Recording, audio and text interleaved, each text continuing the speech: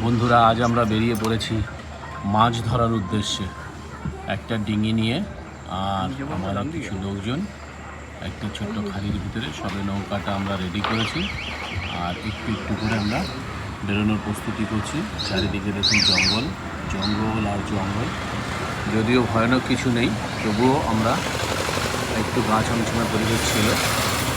আমরা সবাই মোটামুটি খাওয়া দাওয়া করে বেশ রেডি হয়ে বেরিয়ে পড়েছি।